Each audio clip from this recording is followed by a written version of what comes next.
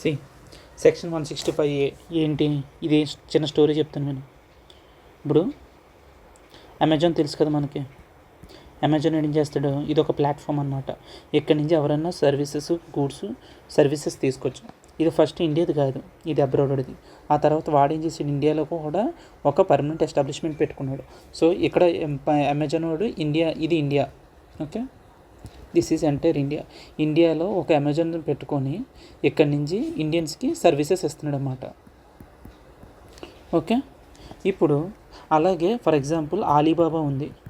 ఆలీబాబాకి ఇండియాలో place of establishment ఉందా అంటే లేదు. సో వీడేం చేస్తున్నాడంటే, ఇది చైనా అనుకో ఫర్ ఎగ్జాంపుల్ చైనా నుంచి తక్కువ రేటుకి ఇండియాకి ఎక్స్పోర్ట్ చేస్తున్నాడు గూడ్స్. ఇండియాకి ఎక్స్పోర్ట్ చేస్తుంటే ఫర్ ఎగ్జాంపుల్ 100 crores వ్యాపారం జరుగుతుంది. వీడు దీని మీద ట్యాక్స్ కట్టట్లే. దాని మీద ఇప్పుడు వీడికి ట్యాక్స్ ఇంపోజ్ చేయడానికి తీసుకొచ్చిన సెక్షన్ 165A. 165A ఎవరికి అప్లికబుల్ అవుతుంది? E commerce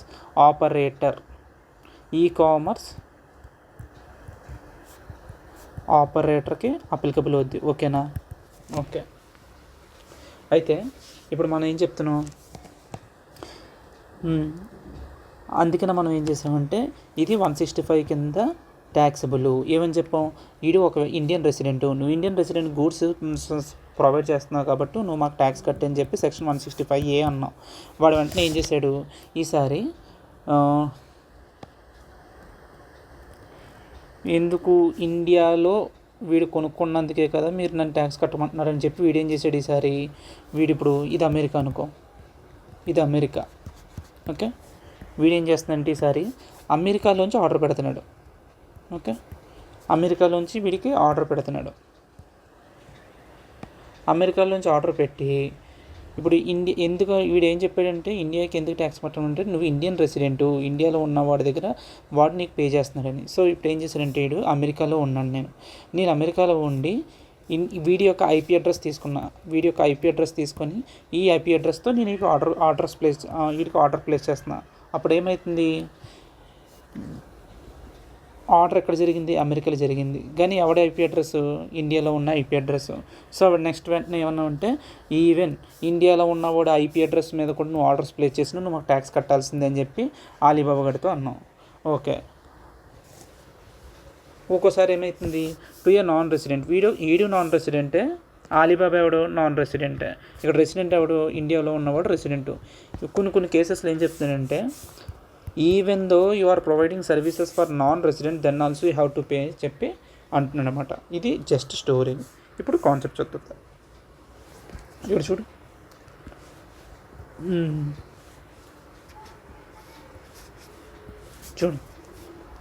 Equalisation levy shall be charged at the rate of 2% of the amount of consideration received by an e-commerce operator. ఎవడట ఈ-కామర్స్ ఆపరేటర్ ఇక్కడ ఫర్ ఎగ్జాంపుల్ మన example Alibaba from e-commerce supply of goods or services provide చేయడం వల్ల ఎవరికి provide చేస్తున్నాడు, ఇండియాలో ఉన్న రెసిడెంట్కి provide చేస్తున్నాం. లేదు అంటే to a person who buy such goods or services using IP address located in India. అది సెకండ్ కేసు. ఇప్పుడు థర్డ్ కేసు ఇంకోటి ఏంటంటే, to a non resident if in the specified circumstances. ఈసారి ఏంటంట, నువ్వు అమెరికాలో నాన్ రెసిడెంట్ ట్రాన్సాక్షన్ చేసుకున్నా సరే అప్పుడు కూడా నువ్వు మాకు ఈక్వలైజేషన్ లెవీ పే చేయాలి. ఇప్పుడు నాన్ రెసిడెంట్ అంటే అసలు ఏంటంట, ఆ స్పెసిఫైడ్ సర్కమ్స్టెన్సెస్ ఏంటో చూద్దాం.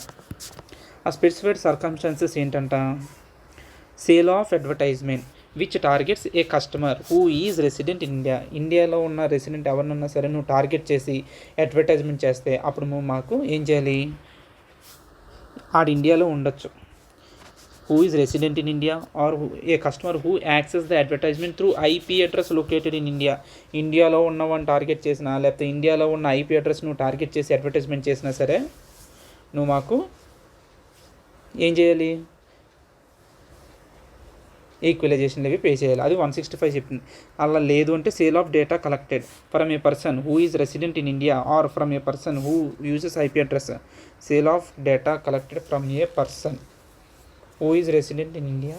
ఇది యాక్చువల్గా ఒకవేళ ఇప్పుడు దాకా నేను క్వశ్చన్ అయితే చూడలేదు, చూసాక దాని గురించి డిస్కస్ చేద్దాం.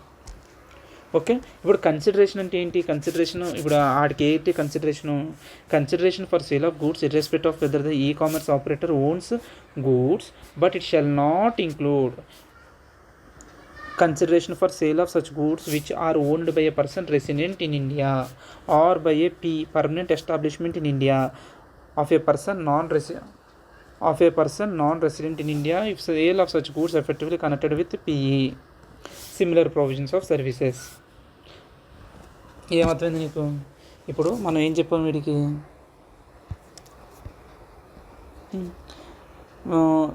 ఆలీబాబా అనేవాడు ఇండియన్ వాడికి పంపుతున్నాడు కదా,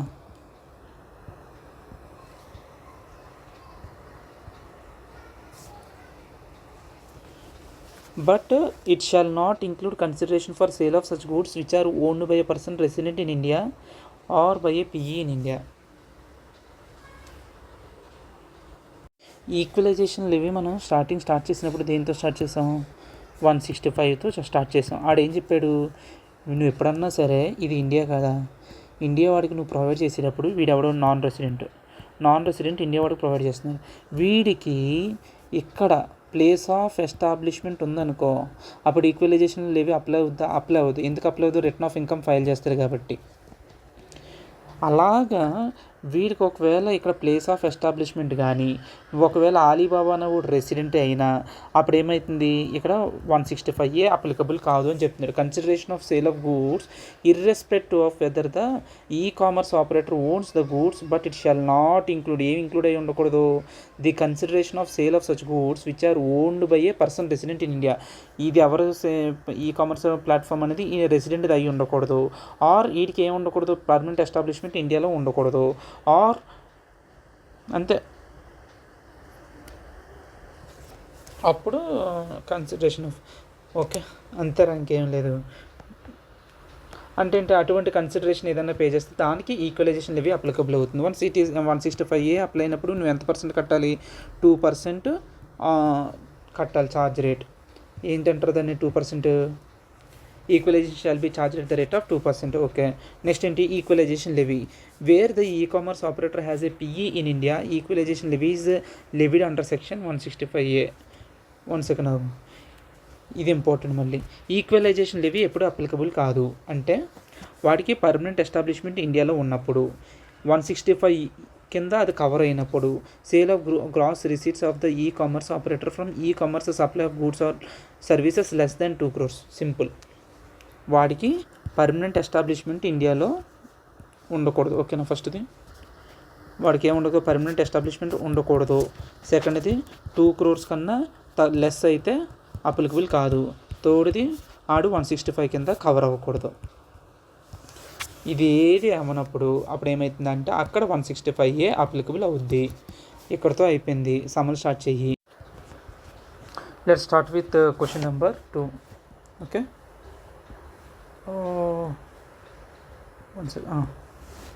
ఏం చెప్తున్నాడు? XYZ company A non resident entity based in Singapore. ఇది సింగపూర్ బేస్డ్ కంపెనీ అంట. ఆడేం చేస్తుందంట, operates electronic facility through which it effects online sale of goods manufactured. Online sale of goods అనగానే నువ్వు 165A కింద అలర్ట్ అయిపోవాలి.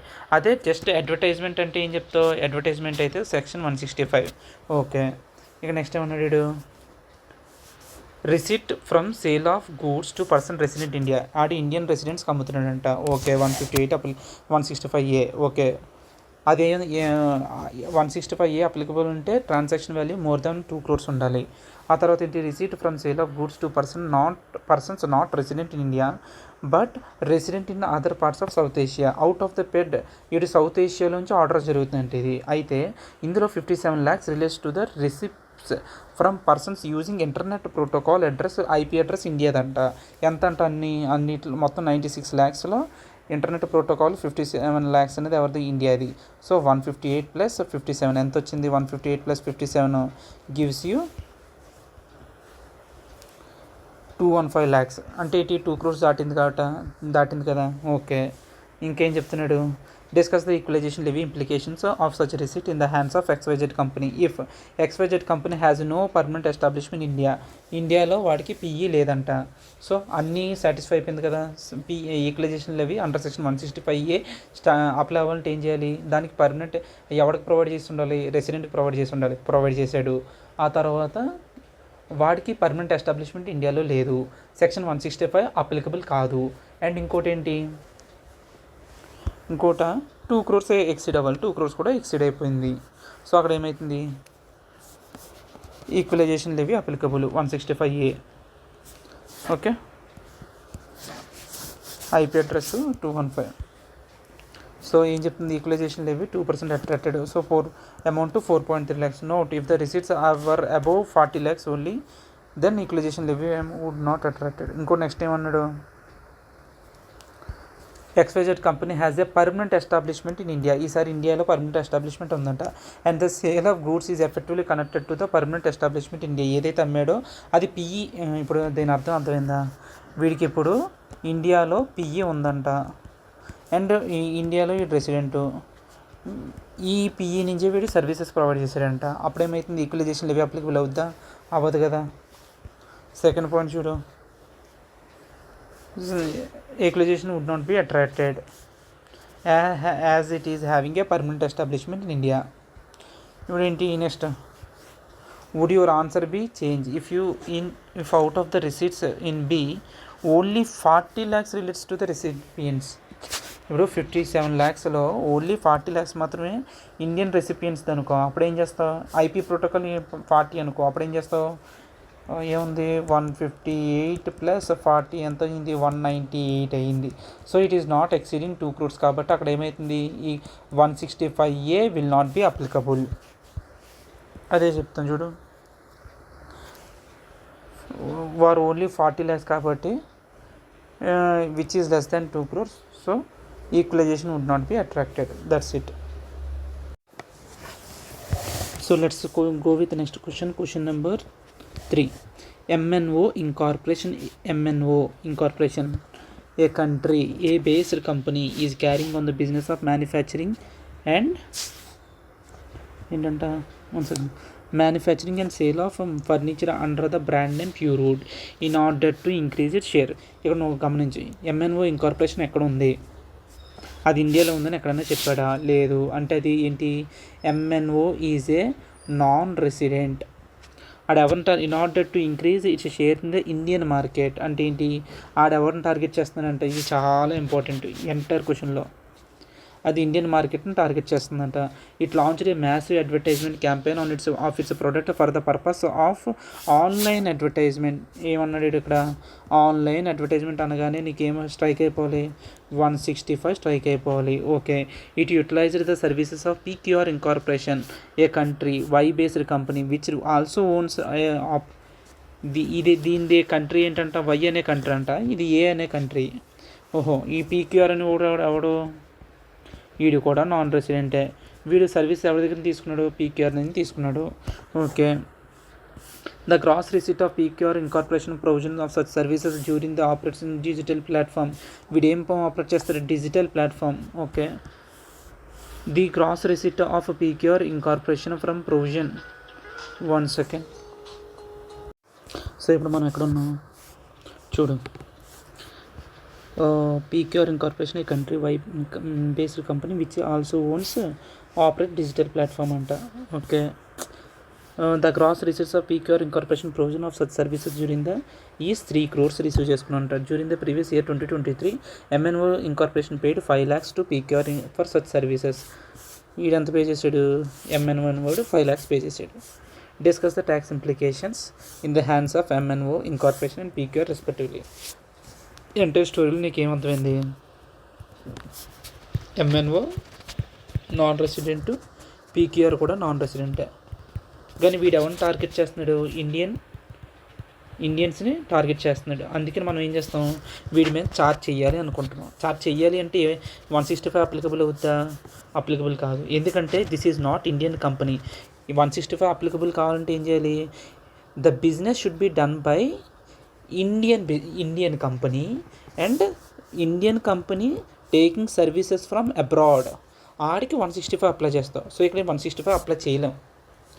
ఓకే, ఇక్కడ వీడికి ఏం చేస్తాం, వీడెవడు పీకేఆర్ ఉన్నవాడు ఏం చేస్తున్నాడు, డిజిటల్ ప్లాట్ఫామ్, ఇది ఒక ప్లాట్ఫామ్ ఇస్తున్నాడు ఈకామర్స్ ఆపరేటర్. సో ఆడికి 165 అప్లై చేయాలి అంటే పోనీ 165 అప్లై చేద్దాం అనుకున్నాం. ఏంది ట్రాన్సాక్షన్ వాల్యూ ఎంత, 3 crores అంట, అంటే మోర్ దెన్ 2 crores కాబట్టి ఎలిజిబులే. కానీ ఇక్కడ పాయింట్ ఏంటంటే వాడు ఎవరికి ప్రొవైడ్ చేస్తున్నాడు, రెసిడెంట్కి ప్రొవైడ్ చేస్తున్నాడా, రెసిడెంట్ ఇండియన్కా కాదు. ఆ తర్వాత ఇక్కడ 165 అప్లికబుల్ అవుతుందంటే కాదు, అది కదా, అలా కాదు చూడాల్సింది. రెసిడెంట్కి అప్లికబుల్ కాదు. ఎవరికి అప్లికబుల్ అవుతుంది, ఇది నాన్ రెసిడెంట్. ఈ నాన్ రెసిడెంట్ ఎవరిని టార్గెట్ చేస్తున్నాడు, ఇండియన్ సిటిజన్స్. సో మనకి ఇది ఒక సెక్షన్ చెప్పాను కదా ఇందాక, ఏం చెప్పావు సెక్షన్లో చూడు, ఇందులో చూడు, ఇక్కడ ఏం చెప్పావు,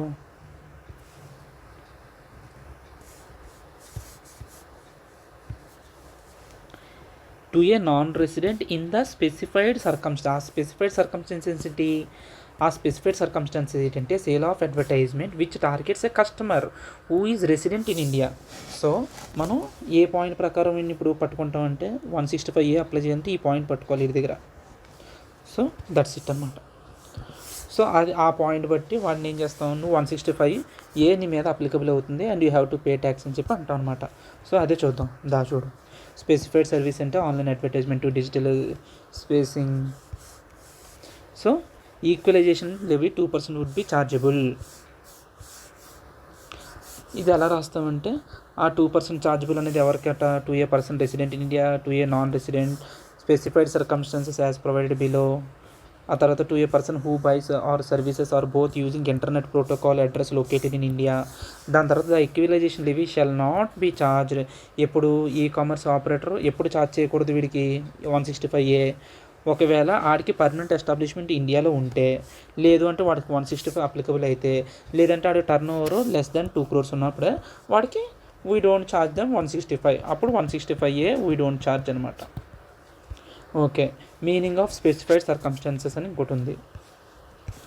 ఇప్పుడు చూడు ఏం చెప్తున్నాడు, వీడికి హౌఎవర్ ఈక్వలైజేషన్ లెవీ వీడికి 165 అప్లికబుల్ అవుద్దా, అవ్వదు. ఎందుకు అవ్వదు, ఎందుకంటే ఎంఎన్ఓ ఈజే ఏంటి, ఎంఎన్ఓని అలా పీకేఆర్ ఇద్దరు కూడా వాళ్ళిద్దరికీ పర్మనెంట్ ఎస్టాబ్లిష్మెంట్ ఇండియాలో లేదు కాబట్టి వాళ్ళకి ఏమవుతుంది 165 అప్లికబుల్ కాదు.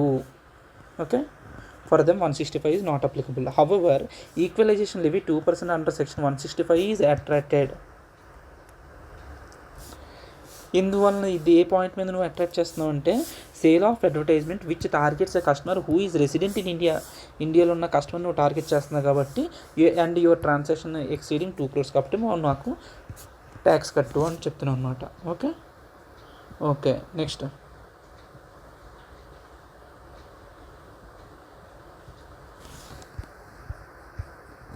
MNO incorporation has a permanent establishment in India.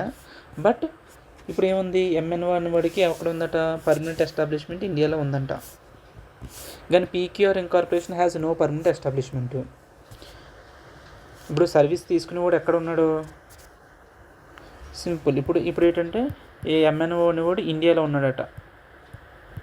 ఎక్కడి నుంచి తీసుకుంటున్నాడు, పీకేఆర్. వీడికి ఏముంది, వీడికి ప్లేస్ ఆఫ్ ఎస్టాబ్లిష్మెంట్ లేదు. ఈ దగ్గర తీసుకుంటే ఏమిటి నీకు తెలిసిపోతుంది, పాటికి 165 అప్లికబుల్ అవుద్ది.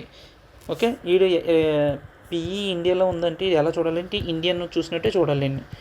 ఇండియన్లో ఉన్న ఒక ఎస్టాబ్లిష్మెంటు వేరే దగ్గర సర్వీసెస్ తీసుకుంటుంది. ఓకే, అప్పుడేమవుతుంది 165 ఈజ్ అప్లికబుల్. ఏ సర్వీసెస్ తీసుకుంటున్నాం మనం, advertising services, online advertising services కదా. అప్పుడు ఏమవుతుంది 165 ఈజ్ అప్లికబుల్. అది చెప్తారు చూడు. ఎంఎన్ఓ డేటా పర్మనెంట్ ఎస్టాబ్లిష్మెంట్ ఇండియాలో ఉంది, does not have a PKR అనేవాడికి లేదు. అయితే equalisation levy 6% chargeable on the amount of 5 lakhs. వీడు ఎంత పే చేస్తాడు, ఇండియన్ ఇప్పుడు ఎంఎన్ఓ అనేవాడు 6 lakhs పే చేస్తున్నాడు, 5 lakhs పే చేస్తున్నాడు కాబట్టి 5 lakhs మీద 6% ఎంత, 30,000. ఆ 30,000 నువ్వు ఇండియా వాడికి ఈక్వలైజేషన్ లెవీ పే చేయాలి. నువ్వు ఈక్వలైజేషన్ లెవీ పే చేయకపోతే మేము పీజీబీపీ కిందలో నీకు ఈ 100% అనేది ఎక్స్పెన్స్ అనేది అలౌ చెయ్యము అని చెప్తున్నాడు. Since the equalization levy is attracted on the amount of 7 lakhs, the said amount is exempt 1050 కింద వాడికి ఏం చేస్తున్నాం, ఆ పీక్యూఆర్ అనే వాడికి ఈ ఇన్కమ్ని వాడికి ఎగ్జామ్ చేసేస్తున్నాం. ఈక్వలైజేషన్ లెవీ పేయబుల్ కాబట్టి నువ్వు పే చేస్తావు కాబట్టి your income is exempted. Next question ఏంటి, PQR incorporation. Next question, PQR incorporation has a permanent establishment in India and the advertisement services are effectively connected with such PE. ఇప్పుడు ఏంటి, వీడు కూడా ఎక్కడ ఉన్నాడట, ఎంఎన్ఓ ఇండియాలో ఉన్నాడు, వీడు కూడా ఇండియాలో ఉన్నాడు. ఇండియాలో ఉన్న ఇద్దరు ట్రాన్సాక్షన్ చేసుకుంటే అక్కడ 165 అప్లికబుల్, 165A కూడా అప్లికబుల్ కాదు. వాటికి ఏమవుతుంది, ఎంఎన్ఓ అనేవాడు ఇప్పుడు ఈ పీక్యూఆర్ అనేవాడికి ఏమి అప్లికబుల్ అవుతుంది, ఏమవుతుంది అంటే ఇన్కమ్ ట్యాక్స్ రిటర్న్ ఫైల్ చేసుకోవాలి అటు అటెండ్ చేసిన ఇన్కమ్ మీద, అప్పుడు ఆడు ట్యాక్సిబుల్ అవుతాడు. ఓకే, అది చెప్తాడు చూడు. పీక్యూఆర్ అనేవాడికి పర్మనెంట్ ఎస్టాబ్లిష్మెంట్ ఉంది.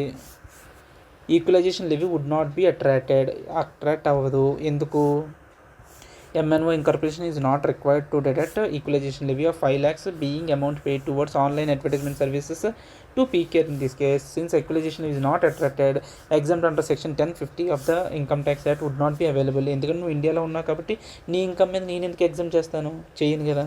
It is immaterial whether MNO incorporation has a PE in India. ఎందుకంటే సప్లై చేసేవాడు ఎవడైతే ఉన్నాడో మనకి సర్వీసెస్ ఆడు ఎక్కడ ఉన్నాడు, ఇండియాలోనే ఉన్నాడు. ఇప్పుడు పీక్యూఆర్ అనేవాడు ఇండియాలోనే ఉన్నాడు, వీడి ఇన్కమ్ ఎక్కడ, ఇన్కమ్ ట్యాక్సిబుల్ కదా ఇండియాలో ఉన్నప్పుడు. As in both the cases equalisation would not be attracted, ఇక్కడ అట్రాక్ట్ అవ్వదు. However since PQR incorporation has a PE in India and advertisement services are effectively connected with such PE in India, such advertisement income would be deemed to accrue or arise in India in the hands of PQR incorporation and be taxable in the hands of PQR under section income tax 1961. So